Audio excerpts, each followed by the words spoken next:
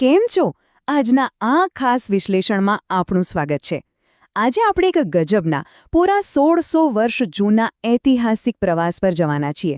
હા, 1600 વર્ષ. આપણે એ જોઈશું કે ભારત વિશે ચીનના દૃષ્ટિકોણમાં સમય સાથે કેવી રીતે મોટા અને ચોંકાવનારા ફેરફારો આવ્યા છે. અને હા, આ બધું સમજવા માટે આપણે માત્ર ને માત્ર ઐતિહાસિક નોંધો અને ચીનના આધુનિક અભ્યાસક્રમનો જ સીધો ઉપયોગ કરવાના છીએ. કોઈ પણ જાતની અટકળો નહીં. તો ચાલો સીધી જ વાત કરીએ 1972ના એક એવા કિસ્સાની જે ખરેખર બહુ જ ચોંકાવનારો છે. ચીનના પ્રીમિયર ઝો એનલાએ અમેરિકાના હેનરી કિસિંજર સાથે એક વાતચીત શેર કરી હતી. તેમણે કહ્યું કે જ્યારે તેઓ જવાહરલાલ નહેરુને મળ્યા ત્યારે ઇન્દિરા ગાંધી પણ ત્યાં હાજર હતા અને તેમણે તિબેટિયન પોશાક પહેર્યો હતો. હવે જુઓ, એનલાએ આ પોશાકને માત્ર કોઈ સામાન્ય કપડાં તરીકે ન જોયો. તેમણે તેને ભારત દ્વારા તિબેટ પર કબજો જમાવવાની એક છુપી મહત્વાકાંક્ષાના પાક્કા પુરાવા તરીકે માની લીધો.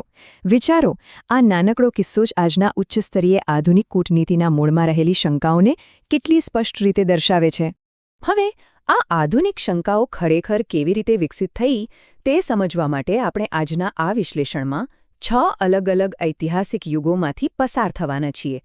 શંકાના બીજ, બુદ્ધની ભૂમિ, વિદેશીઓ અને અફીણ યુદ્ધ, એક ચેતવણીરૂપ કથા, આઝાદી પછીના ફેરફારો અને છેલ્લે આધુનિક ચીની પુસ્તકો. તો શરૂઆત કરીએ પહેલા વિભાગથી, શંકાના બીજ 1972ની રાજદ્વારી ગેરસમજ. આપણે હમણાં જે 1972ની ગેરસમજની વાત કરી એના પરથી એક વાત તો એકદમ સ્પષ્ટ થાય છે કે ચીન સરકારના ઉચ્ચ સ્તરે માત્ર કપડાની સામાન્ય પસંદગીને પણ ભારતના વિસ્તરણવાદી ઇરાદાના ચોક્કસ સંકેત તરીકે જોવામાં આવતી હતી. મતલબ કે ચીની નેતૃત્વના મનમાં આ શંકા કેટલી ઊંડે સુધી ઘર કરી ગઈ હતી તે આના પરથી જ સમજી શકાય છે. હવે આગળ વધીએ બીજા વિભાગ તરફ, ભગવાન બુદ્ધની ભૂમિ, 1000 વર્ષનો આદર. જો આપણે ઇતિહાસના પાના ફેરવીએ ને તો 1000 વર્ષથી વધુ લાંબો એક ખરેખરો સુવર્ણ યુગ જોવા મળે છે. 400ના દાયકામાં ચીની પ્રવાસી ફાહિયાનનું આગમન હોય કે છેક 1500ના દાયકામાં યુરોપિયન મેટિયોર રિકીની નોંધો હોય, આ બધું જ એ વાતનો પુરાવો છે કે આ લાંબા સમયગાળા દરમિયાન બંને દેશો વચ્ચે વેપાર ખૂબ જ ખીલ્યો હતો. અને હા, ભારતને ચીનમાં ખૂબ જ ઉચ્ચ સન્માનની દૃષ્ટિએ જોવામાં આવતું હતું. જો કે 1600ના દાયકામાં જ્યારે મિંગ વંશનું પતન થયું ત્યારે આ દૃષ્ટિકોણમાં ધીમે ધીમે બદલાવ આવવાનો શરૂ થયો. તમને જાણીને કદાચ નવાઈ લાગશે કે ઐતિહાસિક નોંધો શું કહે છે. ફાહિયાન જેવા પ્રારંભિક પ્રવાસીઓએ ચીનમાં જઈને અહેવાલ આપ્યો કે ભારત એકદમ સમૃદ્ધ, શાંતિપૂર્ણ અને ટેક્સ ચૂકવતો કૃષિ સમાજ છે જેના પર બૌદ્ધ ધર્મનો બહુ ઊંડો પ્રભાવ છે. નાગરિકોને ક્યાંય પણ ફરવાની અને રહેવાની સંપૂર્ણ સ્વતંત્રતા હતી અને ત્યાં કોઈ મૃત્યુદંડ પણ ન હતો. શારીરિક સજાનું સ્થાન દંડ દ્વારા લેવામાં આવ્યું હતું. આ બધી બાબતોએ ચીનમાં ભારતની છબીને ભગવાન બુદ્ધની ભૂમિ અને ધમ્મીની ભૂમિ તરીકે એકદમ મજબૂત બનાવી દીધી. આ સભ્યતા માટે એટલો બધો આદર હતો કે 16મી સદીમાં યુરોપિયન પાદરીઓએ પણ ચીનમાં સન્માન મેળવવા માટે એવો દાવો કર્યો હતો કે તેઓ ભારતથી આવ્યા છે. સાચે જ એક અલગ જ સમય હતો એ. ચાલો જોઈએ ત્રીજો વિભાગ, વિદેશીઓ અને અફીણના યુદ્ધો, દૃષ્ટિકોણમાં મોટો વળાંક. અહીં એક બહુ જ મોટો મનોવૈજ્ઞાનિક બદલાવ આવે છે. કિંગ વંશ દરમિયાન આવેલા આ બદલાવને તપાસવો ખરેખર રસપ્રદ છે. અગાઉના મિંગ વંશના શાસકો, જેઓ હાન સંપ્રદાયના હતા, તેઓ ભારતને બહુ સકારાત્મક રીતે જોતા હતા. પરંતુ જ્યારે મંચુ સંપ્રદાયના કિંગ શાસકો સત્તા પર આવ્યા ત્યારે તેમણે ઉત્તર ભારતના મુઘલ નેતાઓને વિદેશી તરીકે જોયા. અને પછી જ્યારે ભારતમાં બ્રિટિશરો આવ્યા ત્યારે ચીને તેને માત્ર એક વિદેશી દ્વારા બીજા વિદેશીની જગ્યા લેવા તરીકે જ જોયું. આ બદલાવે ભારતની પેલી પવિત્ર બૌદ્ધ ભૂમિવાળી જે આદર્શ છબી હતી ને તેને સંપૂર્ણપણે તોડી પાડી. અને પછી આવ્યા 19મી સદીના અફીણના યુદ્ધો. આ યુદ્ધોએ તો સંબંધોને મૂળભૂત રીતે જ બદલી નાખ્યા. સ્ત્રોત નોંધે છે કે બ્રિટેને 1839 અને 1856માં ચીન સામે આ યુદ્ધો એટલા માટે જીત્યા કારણ કે તેમણે ભારત પર કાબૂ મેળવ્યો હતો અને ભારતીય સંસાધનોનો મોટા પાયે અને બહુ જ અસરકારક રીતે ઉપયોગ કર્યો હતો. આના પરિણામે શું થયું? પરિપ્રેક્ષ્યમાં બહુ મોટો અને એકદમ નકારાત્મક બદલાવ આવ્યો. ઐતિહાસિક સ્ત્રોતો દર્શાવે છે કે ચીની નાગરિકો ભારતીયોને સીધા જ બ્રિટિશ આક્રમણ સાથે જોડવા લાગ્યા. બ્રિટિશ સેનામાં રહેલા ભારતીય સિપાહીઓને ભાડુથી ગુંડાઓ તરીકે જોવામાં આવ્યા અને શાંઘાઈમાં રહેતા ભારતીય વ્યાપારીઓ પર અફીણના વ્યાપારને ચલાવવાની શંકા ગઈ. ભારતને હવે માત્ર એક એવા ડાઇવિંગ બોર્ડ તરીકે જોવામાં આવતું હતું જેનો ઉપયોગ પશ્ચિમી દેશો ચીન પર હુમલો કરવા માટે જ કરતા હતા. પરિણામે બ્રિટન અને પશ્ચિમ પ્રત્યેનો જે ગુસ્સો હતો ને તે આખો ભારત પર ઉતર્યો અને ચીની વિચારકોએ એક નવો જ રાષ્ટ્રીય મંત્ર સ્થાપિત કરી દીધો: ક્યારેય ભારત જેવા ન બનો. હવે આવીએ છીએ ચોથા વિભાગ પર, એક ચેતવણી રૂપકથા, 19મી અને 20મી સદીનો વિરોધાભાસ. તે યુગની વિચારધારામાં ખરેખર એક મોટો અને સંપૂર્ણ વિરોધાભાસ જોવા મળતો હતો. એક તરફ જાપાન હતું, જેને આધુનિક સામ્રાજ્ય તરીકે પૂજવામાં આવતું હતું, તેને આદર્શ માનવામાં આવતું હતું અને હજારો ચીની વિદ્વાનો ત્યાં અભ્યાસ માટે જતા હતા. જ્યારે બીજી તરફ ભારતને એક હારેલા અને કચડાયેલા દેશ તરીકે તેમજ આઝાદીની માંગ કરવાના જોખમોના એક જ્વલંત પ્રતીક તરીકે દયાની નજરે જોવામાં આવતું હતું. ચીની રાજકીય વિચારક કાંગ યુવેનું આ અવતરણ આ નકારાત્મક વિચારસરણીની પાક્કી સાબિતી છે. તેમણે લખ્યું હતું: મારા 40 લાખ મિત્રો, જો તમારે ગુલામોનું રાષ્ટ્ર બનવું હોય તો જ ભારતના લોકોની જેમ સ્વતંત્રતાની માંગ કરજો. ઐતિહાસિક સ્ત્રોતો સ્પષ્ટ દર્શાવે છે કે આવા પ્રભાવશાળી રાજકીય વિચારકોએ ચીની નાગરિકોને અધિકારો અને સ્વતંત્રતાની માંગ કરવાથી સક્રિયપણે રોક્યા હતા અને ડરાવ્યા હતા કે જો આવું કરશો તો અંતિમ પરિણામ સ્વરૂપે ભારતની જેમ ગુલામ બની જશો. અહીં એક વાત ખાસ નોંધવા જેવી અને નિષ્પક્ષપણે સમજવા જેવી છે કે આ ઐતિહાસિક પૂર્વગ્રહો ખરેખર કેવી રીતે ઘડાયા હતા.